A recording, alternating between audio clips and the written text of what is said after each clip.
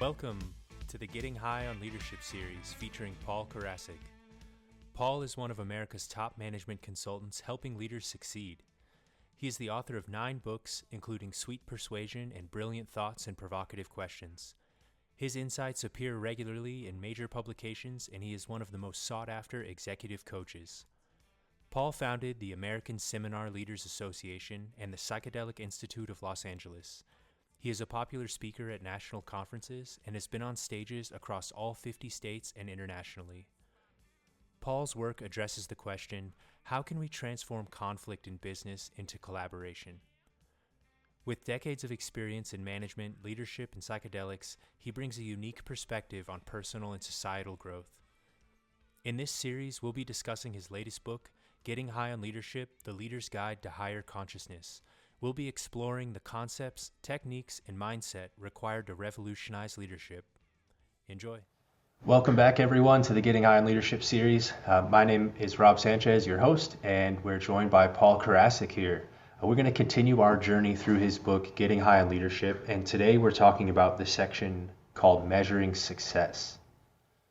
Paul, where can we begin when looking at success and trying to get a measurement on that, or trying to understand where we've come or where we need to go as a leader? Well, I think part of it is we have to do some definition of terms here. What is success, right? I mean, sometimes we look at somebody and say they're a total failure, and they'll come back and say, no, that was really successful. So perception, right, is part of it. But let's define it for the sake of this chapter. What is success? I think most leaders think success is hitting the numbers, getting the results, above and beyond in terms of external results. And generally, I've spent a lot of time and energy and programs and books on this word success. And most people think it's very, very superficial. That's what I've learned over the years. Why? Because they say, well, look, a lot of people that are so-called successful are some of the most unhappy people in the world. So are they really successful? So they are almost using that as a negative, like a disqualifier, a reason why maybe you don't want to pursue that success. Exactly.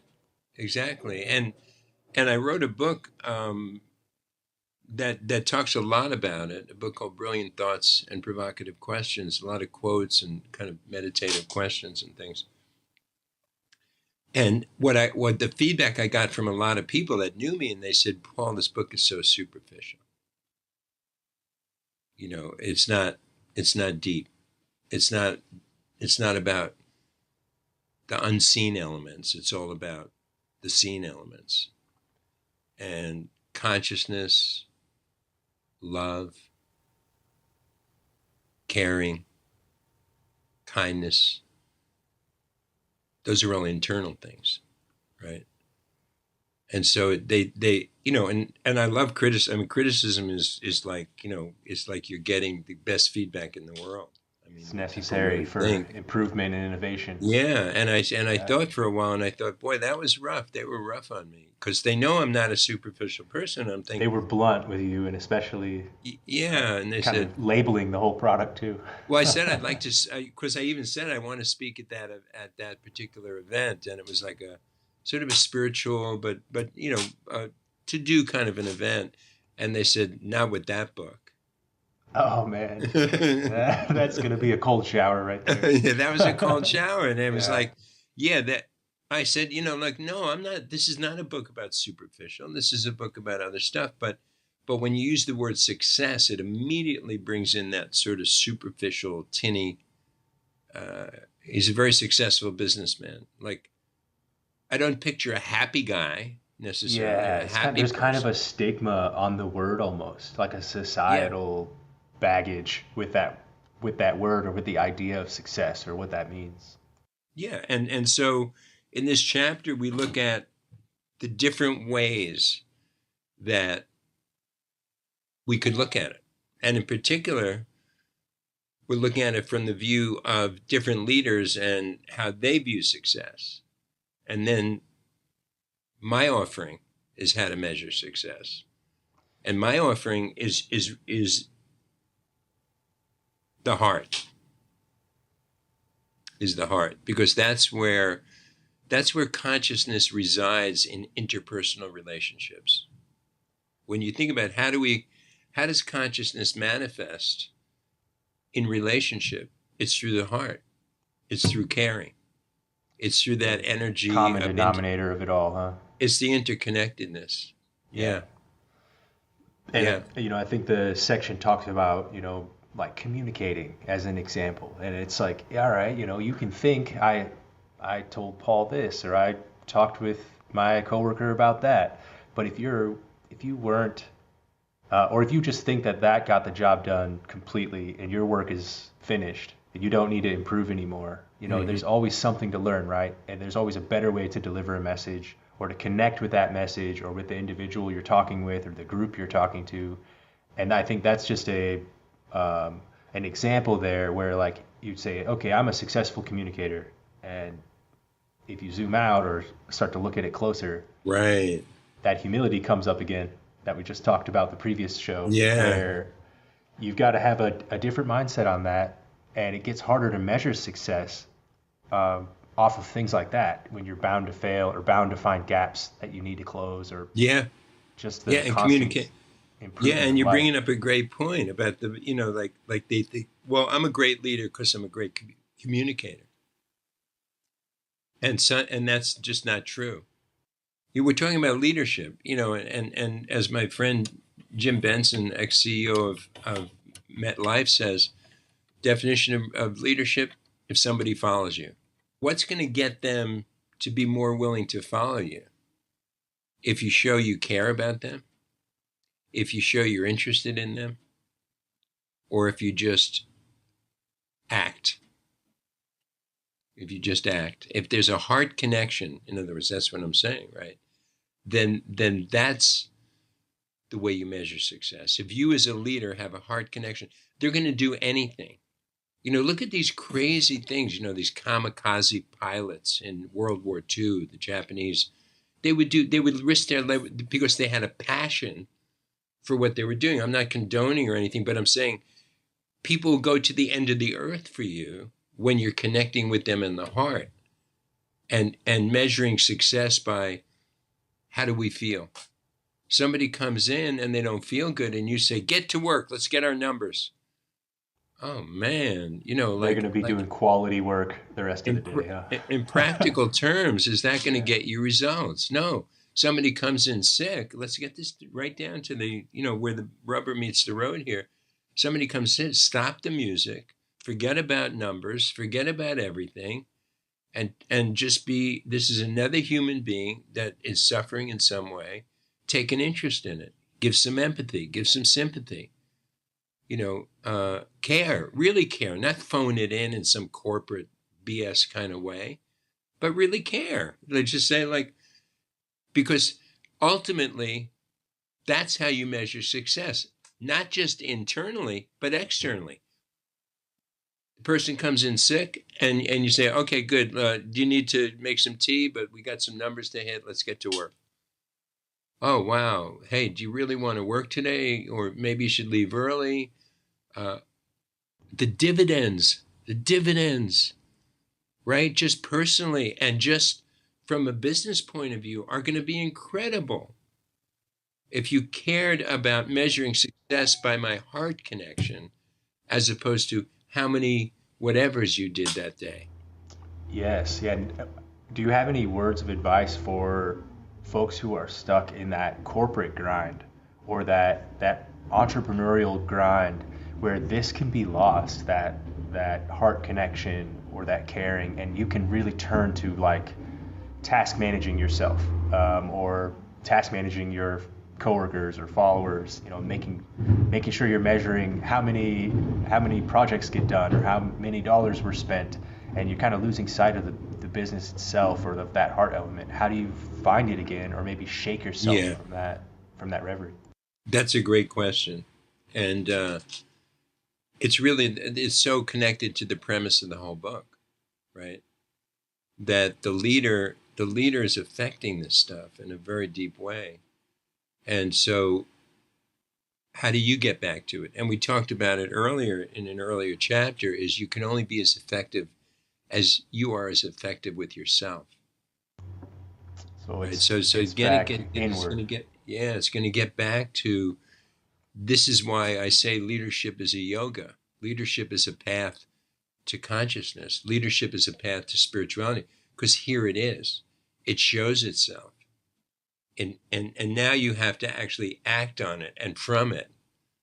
And that's the secret, is consciousness. We call it observing, and I've said it already in we're going to go further into technique later on in the book, but it's not a technique.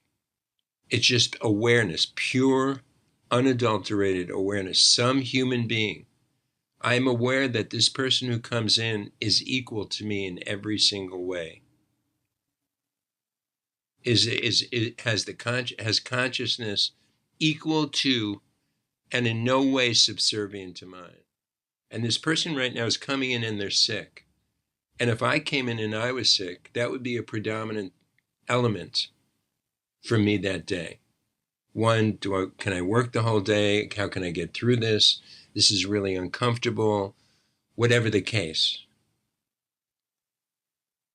Be aware, the awareness, the pure awareness will change everything. Right. It will And then you're change. saying then to have that outward awareness, you need to look inward for it first and start with the smaller actions.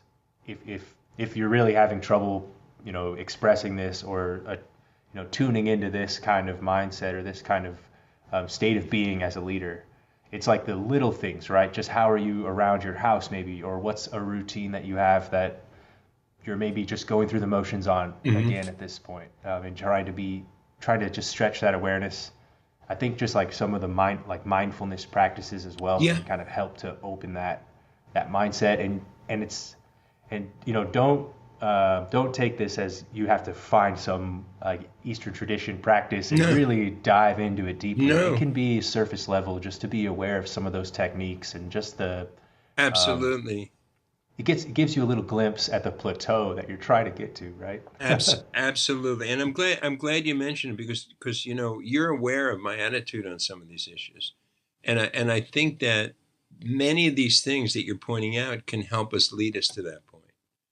To meditate, to take a moment when something triggers in a leadership position or in a life position, and just step back from it and get that observational mindfulness of watching it. All these techniques, they really help.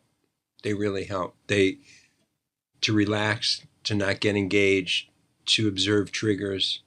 The person walks in when they're sick, and that happens to be the day that you've got this incredible project that has to get done, and you need all hands on deck, and everybody's got to be working twice as hard, not half as hard, because they're sick. And now you have the moment of truth. Now you have the moment of truth of, am I conscious of what's ruling and prioritizing my interactions with human beings? Because look, we're here for one. We are here as incarnate beings, in my opinion, for one reason, and that's to evolve. That's to evolve in consciousness. Otherwise, nothing makes sense. Nothing makes sense. I have kids to have kids, so they have kids. Like, what's with the kids thing? But if you look at it as an evolution, an ongoing, forever evolving consciousness experiment, boom, some pieces start falling in place a little bit. If you're willing to let go of some reservations to see that. Big time. So now you've got this. Now you got the opportunity to manifest what your basic life mission is. In this moment, when the person who's a critical element to that team comes in sick, and you've got this, I got to get this stuff done. In other words, we were supposed to be working twice as hard today, and now he comes in or she comes in sick.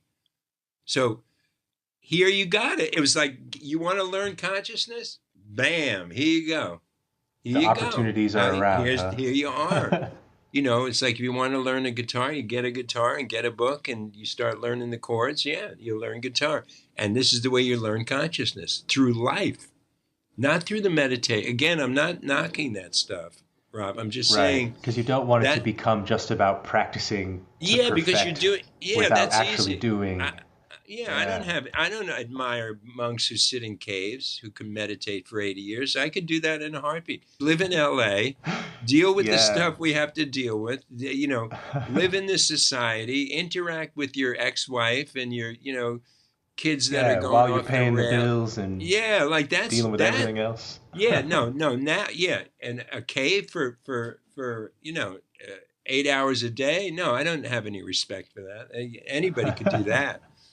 Yeah, Just throw away your clothes and get a bowl of rice and go in a cave. I mean, and I you think know, it goes back to what you were saying, that leadership is about being, and some of those techniques, some of those practices, like yeah, it's good to ask the question, I think, for folks that don't know how to approach it, but you don't want to get misguided and just focus on the doing part or that technique and forget that you have to actually be yeah, what you're trying to do. yeah. You have to, Yeah. and this is your opportunity to be that, to actually go back, watch how your petty mind, your small mind is reacting. Oh God, now this person. I wish God. Oh man, they're sick, and you try to be nice so they'll work a little harder and all this stuff instead of dealing with what is, you know. And be kind. Just be really kind. Wow, I see how part of me really doesn't care about this person, and all I'm thinking about is hitting my numbers and getting this project done. And I'm also aware that this person is equal to me in every single way. There's no difference between this person, and they're suffering, and they're mentally suffering because they're disappointing you in this project, and physically they're suffering, and maybe, and so I'm aware. So, right, I'm aware. I see my small mind, and I see the truth of the moment. Yeah, and I think that's a great thought experiment to leave folks with on this episode. Go out now into your life and, take a look at the people around you, the people on your Yeah, teams, and, maybe do a little analysis on yourself. Like, how much were you really considering their being as good as mm-hmm. you are, or Yeah, their being the same consciousness and bringing that individuality. yeah, but Go not, out and look at your relationships and teams to just see where yeah, you stand, as yeah. that shows you the road ahead where you could progress. Exactly. And not just analysis, but to just see where you really are, to be with, be present. It'll Yeah, it's change. back to doing again. I think we're finding a habit in my style of Yeah, there you thinking. go. There you go. Thank you. Yeah. Yeah, that's right. Well, this will be a theme we'll hit again, I'm sure. Hey, awesome, everyone. Thank you for joining us today. Read along and join us on the next episode. Thank you for joining us on this episode of the Getting High on Leadership series. If you have any questions, you can comment below or send them in via email to paul@paulkarasik.com. Follow him on Instagram at PK_the conversation. Find out more at wholesalerinstitute.com and psychedelic-awakening.com. The Getting High on Leadership series is produced by Rob Sanchez and Apartment 113, which can be found at apartment113.com and followed on Instagram at APT_113.